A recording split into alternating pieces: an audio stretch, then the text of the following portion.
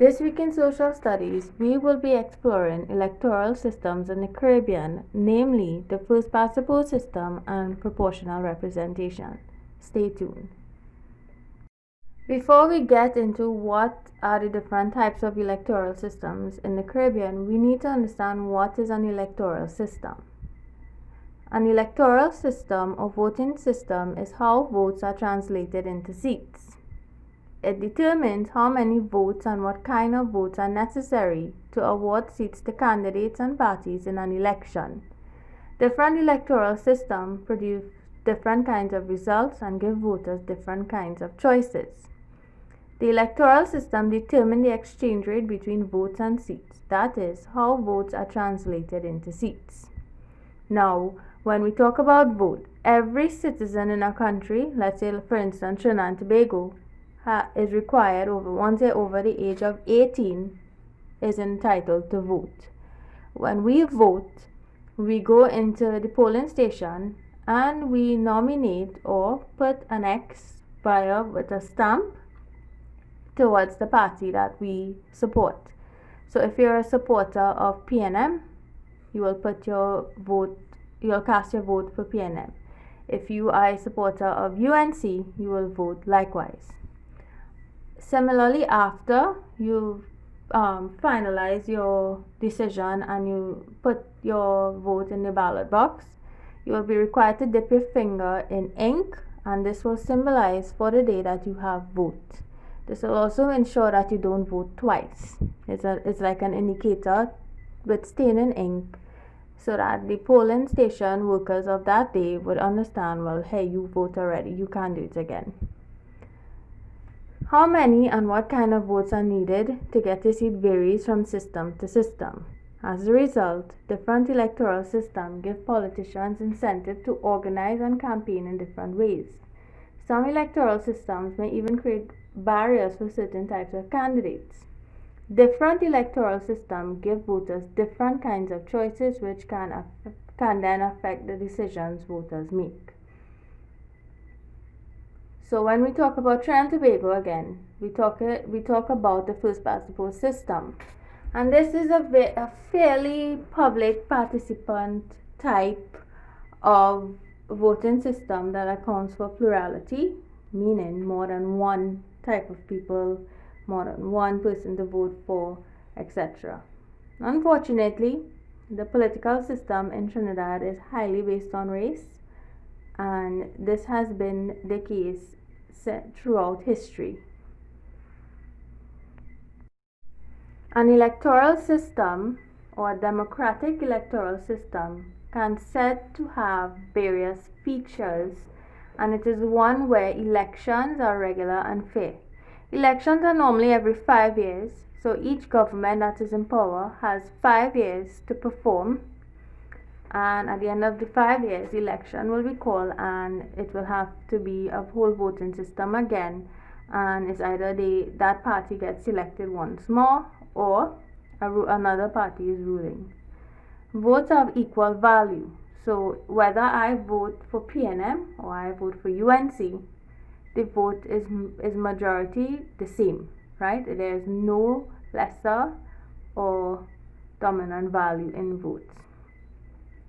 The will of the majority is achieved. So, if everyone come together and vote for one party, majority wins. So the party that gets the most votes wins. The interests of minorities are taken into consideration. Minorities are those little pockets in society that are not really heard. In Trinidad, we may refer to the minorities as the 1%. And it's basically the minorities that are expected to vote at the end of the day. There's a high level of participation by the electorate, meaning we can exercise our interests, our views, we can go to rallies, we can participate as much as we want and vote at the end. There is the maximum possible franchise. So we can go head over heels with rallying and franchise, printing t-shirts, logos, designs, slogans, we can go all out. And voting is accessible. If you look in Trinidad, there is a polling station at every primary and secondary school available to cover different parts of society in terms of short distances. Now we move on to the different types of electoral system, and we begin with the first past the post system. The first past the post system, or the winner takes all system, is known as a plurality system. Simply award a seat to the individual candidate who received the most votes in an election. The candidate need not get a majority of 50% or more of the vote to win. As long as he has a large number of votes than all the other candidates in a constituency, he is declared a winner. The main features of a plurality system are as follows. Based on the principle that the contestant with the most support ought to be elected, it is generally requires simple and transparent voting and counting processes. Candidates are elected with a plurality and not a majority of votes cast. Main models include single-member plurality, multi-member plurality, also called block voting. These are not required by the CSEC syllabus for social studies, so we will focus solely on first past the post system and proportional representation. The first past the post, or FPTP, is a system of voting where counting is the simplest. The voter only votes for one candidate, and whoever gets the highest number of votes is elected. It is the easiest vote counting system to calculate results. The winning candidate is the one who gains more votes more than the other candidate, but not necessarily an absolute majority.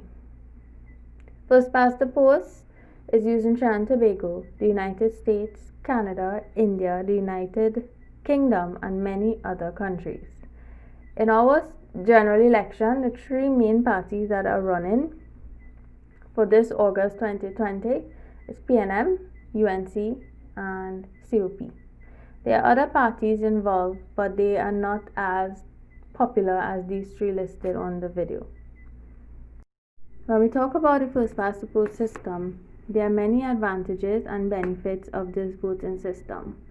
The first is it is simple to understand. Simple, majority wins. It does not cost much to administer. It is fairly quick to count the votes and work out who has won, meaning results can be declared relatively quick after the polls close. In Trinidad and Tobago, our polls close at 6 p.m. Once polls are closed, the ballots are immediately counted, and before midnight, a winner is declared, and the next day, the ruling government will take office. In a political environment, first past the post system enables voters to clearly express a view on which party they think should form the next government. We are allowed to wear t-shirts, we can rally, we can, vote for our choice. Who we think should be or should form the next government, even though that party might not win. First past the post is ideally suited to a two-party system. Not necessarily only two parties, but we can have 3 and 4. But the point is, majority wins. Single party governments, by and large, don't have to rely on support from other parties to pass the legislation. So, for example, if PNM is in power and they want to pass a certain bill or law, they do not need the consultation or ideas or comments of another type government or opposition. Some would argue that first past the post system encourage broad church-centric approaches and policies and discourage extremist point of view. It is strictly for the people and by the people. First past the post system has with it its disadvantages and shortcomings as a voting system. One disadvantage or shortcoming is that representatives can get elected with small amounts of public support, as the size of the winning margin is irrelevant. Whatever matters is that they get more votes than other candidates. First past the post system encourages tactical voting, as voters are often vote not for candidate they must prefer, but against a candidate they most dislike. First past the post is regarded as a wasteful, as votes cast in a constituency for losing candidates or for the winning candidates above the level they need to win that seat count for nothing. So let's say PNM is in power and a certain constituency did not vote for PNM and the other party won. That constituency is usually neglected as the person in power, the government in power, have little say with it, as the opposition party would have the ruling idea of it. First past the post system can severely restrict voters' choice. Parties are not homogeneous and they do not speak with one unified voice. Parties are more coalescence of many different viewpoints. If the preferred party candidate in a constituency has views which a voter doesn't agree, he or she doesn't have means of expressing that at the ballot box. Okay? So when they say homogeneous, no two parties will think alike. What UNC did, PNM did not do. What PNM might do, UNC wouldn't do. So basically they don't see eye to eye. With relatively small constituency sizes, the way boundaries are drawn can have important effects on election results. Where boundaries are drawn, there can be a highly populated area or a low populated area, which could affect voting. Having small constituencies often lead to proliferation of safe seats, where the same party is all but guaranteed re-election of each election. This is not only effectively disenfranchises a region voter, but it affects the general election.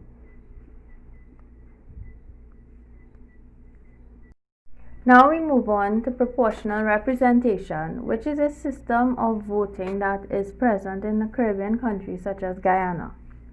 Proportional representation is a general name for a class of voting system that attempt to make the percentage of offices awarded to candidates reflect as closely as possible the percentage of vote that they receive in an election.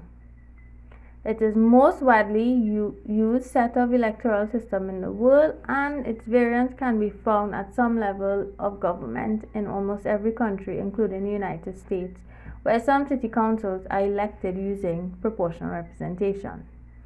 The main features of proportional representation systems are as follows.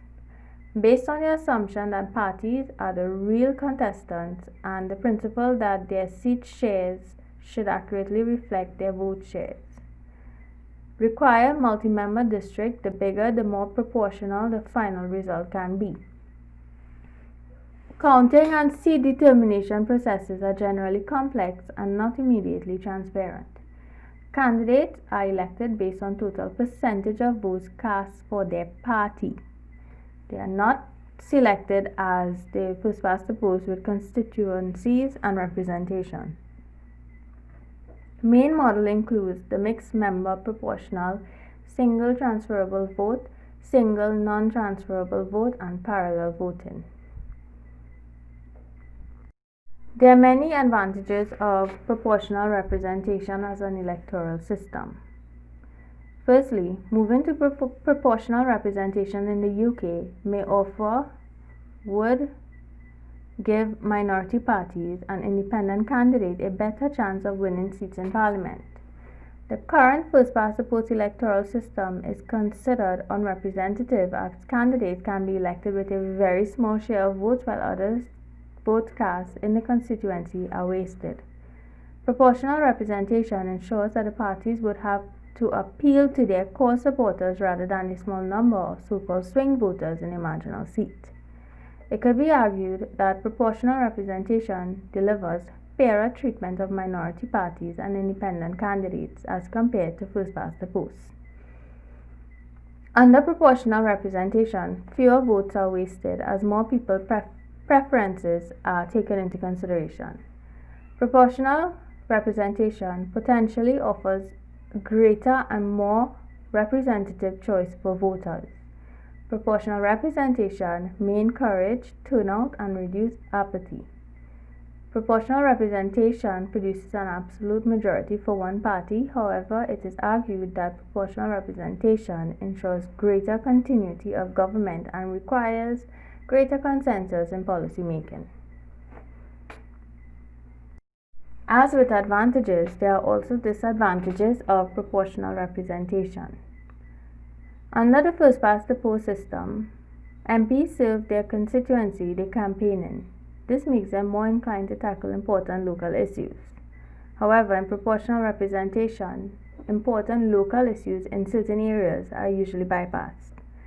Proportional representation can potentially provide a route for extremists to force their way into the political mainstream.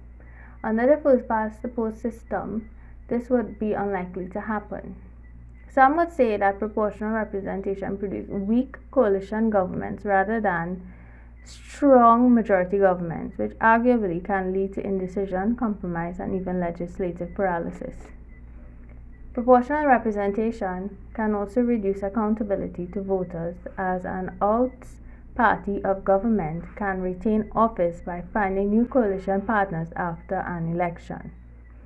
The adoption of proportional representation list system weakened the link between the elected representative and his or her constituency. The greater complexity and choice that proportional representation allows can put voters off voting by requiring them to be or to have a greater knowledge of individual and party positions rather than first-past-the-post system. Thank you for watching this video tutorial on electoral and voting systems. Now I have attached to this presentation two well-explained videos on both systems of voting. Please pause and make notes for all. These slides on the video are considered your notes. Please pause and take it down into your notebooks and complete all exercises that I have posted based on the topic. So thank you for watching this video tutorial.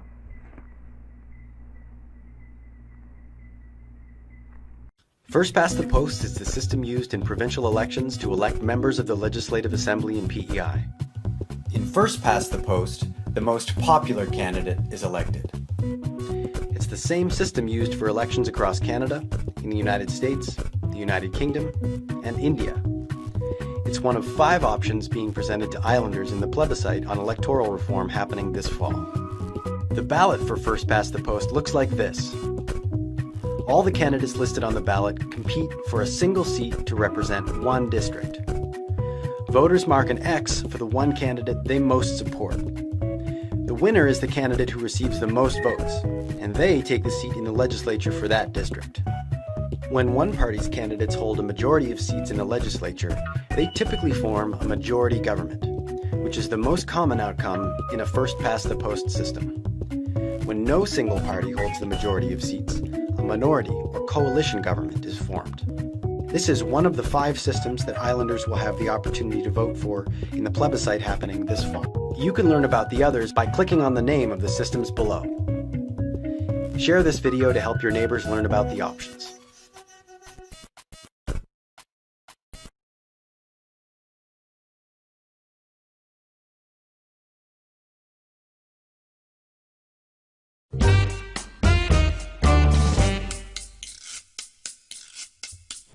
Hi, I'm Liz Williams from the Victorian Electoral Commission. This DVD is an introduction to proportional representation and how it works. Imagine an election where 12 voters are electing one person. What portion of the community should support the winner so that it's fair? More than half or 7? But what if there are 2 positions? At least what proportion of the community should support the winner of each? Under our proportional representation system, more than 1/3. This number, the votes needed to win, is called a quota. Okay, imagine an election for 3 positions. There are 140 voters. There are 5 candidates.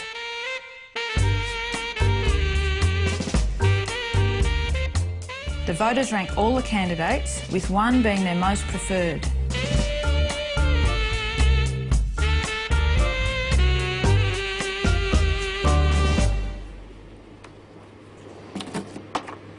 Firstly, the ballot papers are sorted into piles of first preference votes for each candidate. And these are counted.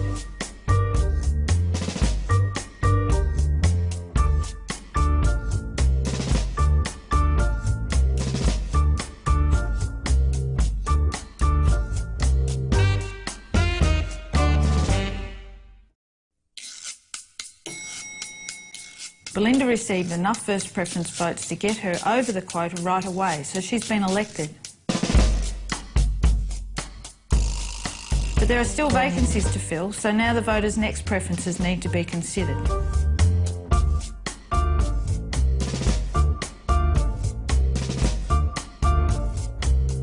Belinda received more votes than the quota.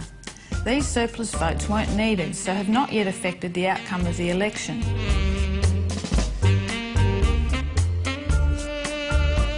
So now these surplus votes will be given to the candidate who the voters chose as their second preference.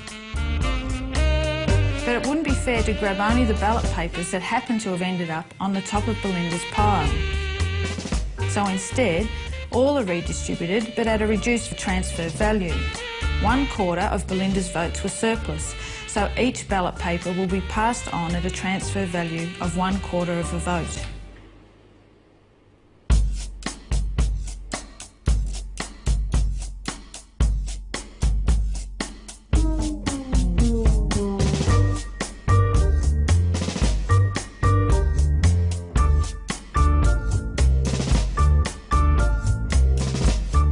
With the help of Belinda's surplus votes now, Chung has passed the quota and is elected.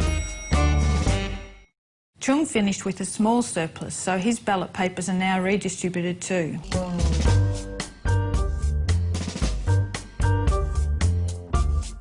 Because Chung only had a small surplus, his transferred ballot papers weren't worth much.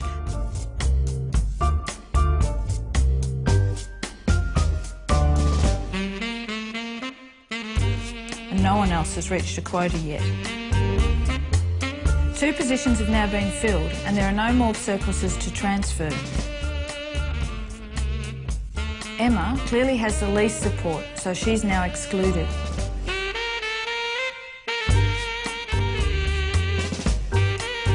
The voters who gave Emma their first preference won't get their favourite candidate elected, so their ballot papers are passed to their next preference at full value, 1 vote each.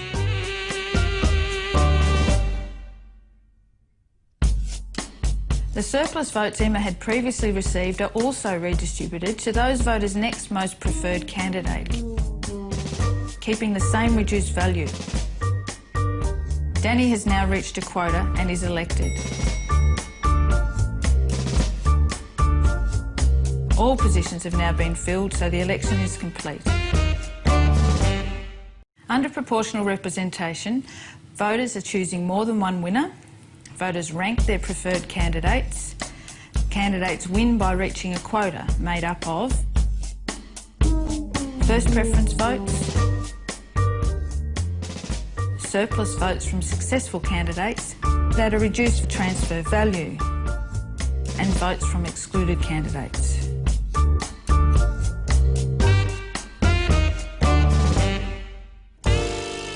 If you would like more information, please don't hesitate to contact the Victorian Electoral Commission.